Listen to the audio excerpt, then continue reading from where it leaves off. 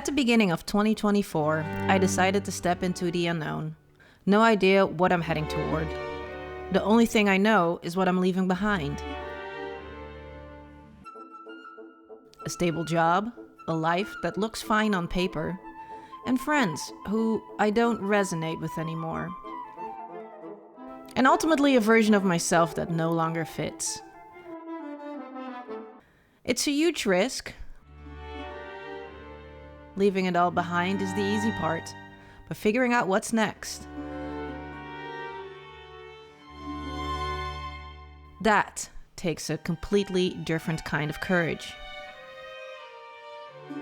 To the explorers among our species and anyone else with the audacity to pursue that which scares them.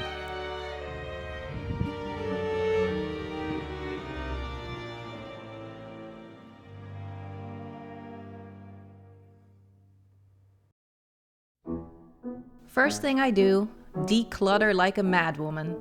When your environment is cluttered, the mind stays cluttered. At least that's what they say. So to find clarity, I feverishly declutter the kitchen, the garage, my wardrobe. I explore what it means to subscribe to the school of minimalism, only to find out that minimalism just isn't my jam. I do like that I'm now way more intentional with what I buy and that I make more conscious decisions of what I would like to make space for.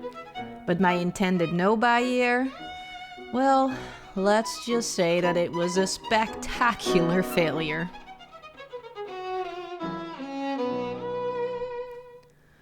Not only do I want to be more intentional about my purchases, but also about my life in general, with the intention to live a slower life and be less stressed. It turns out that's a lot harder than it looks. Doing nothing is hard.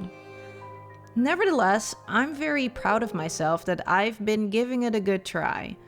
But in spite of my best efforts to slow down and be less stressed, it still feels like I am failing at doing less. Even healing from my burnout, it feels like an uphill climb. I journal my little heart out to feel better, and I do, in some ways.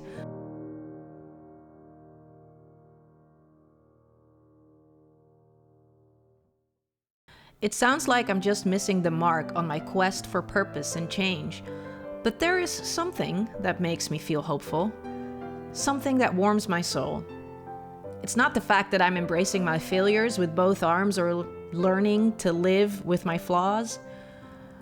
It's also not that I feel more at peace now with carving my own path.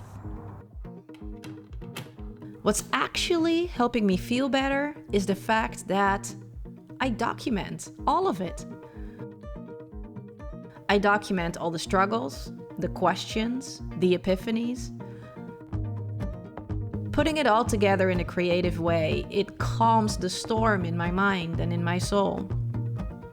Picking up my camera, hitting record, editing together fragments of my life. It feels like therapy. Working through my journal entries and saying my thoughts out loud, not only is it a creative outlet, it's growing into something much bigger, more important. In creating these little videos, I'm finding clarity.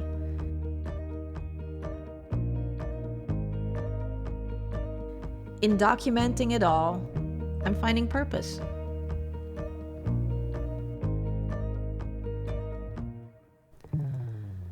The new year is right around the corner. My figuring out what's next has not resulted in some fancy title or shiny new identity. What I found is actually way more important: the power of stories. The importance of my own story, my failures and the way I got back up, my triumphs in reaching small and big milestones, and then there's the big adventures for sure. But even more important are the small, seemingly insignificant moments. They matter and deserve to be told. They make great stories, something that I've never realized before. The small moments matter, and they make up who I am. Your story, it matters too. The world needs it. The small moments, the big leaps, your good and bad experiences, all of it. It's time for us to realize that our story is important.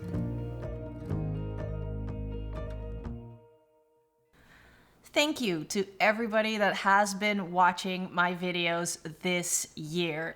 I'm just so grateful for you guys watching, and also for all the comments and all the positivity that's in the comments. I'm all about the positive vibes, and I really am grateful for your messages, your thoughtful comments. I read every single one of them. I just love it. I love the little community that we're building in this little corner of the internet. And you may have noticed that I have not uploaded in a few days. I think it's about 2 weeks now, which is the first time this entire year, because actually the entire year I have uploaded at least 1 video a week, mostly 2 videos a week, and sometimes even 3.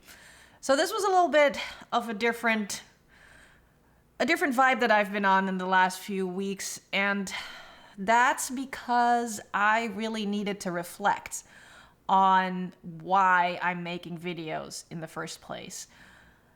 It's all about storytelling for me. That's what I found this year that is so important to myself, and I feel like it's important to humanity as a whole, to be telling meaningful stories, especially now that we're so much on our phone and we're just like consuming all these little tiny snippets of stories, information, maybe things that don't really make us connect to one another, but I really do feel like the more longer form content that we can find online, that's where we can connect to each other. And obviously we all need more connection in real life, but as we all spend more and more time online, I do think it's important to tell our stories so that somebody can maybe relate to something that you went through, and they might feel better by you telling your story.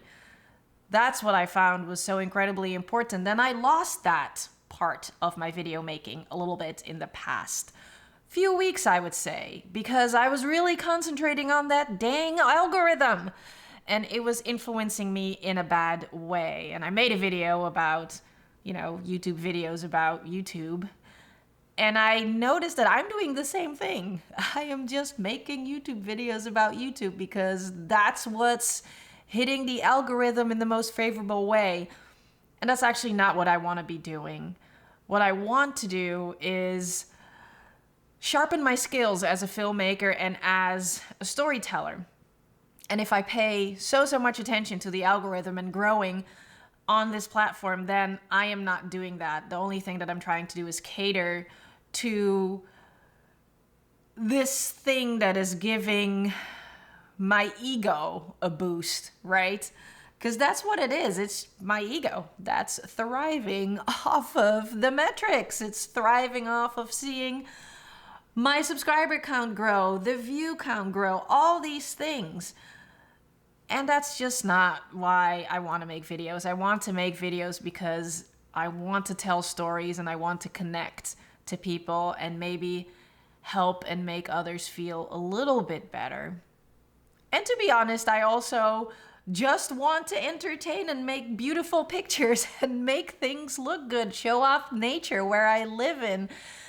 Things that I think are beautiful, show them, share them with you guys. If you're still here at this point in the video, then you are definitely my people. And I want to let you know that I did not disappear, and I will definitely be back with fresh new content next year with an emphasis on creativity, with an emphasis on storytelling, and just doing something that I like to do. All of that said, once again, thank you so much for supporting me and this channel. I hope you have a wonderful holiday season, or the rest of the holiday season, and I will definitely see you next year.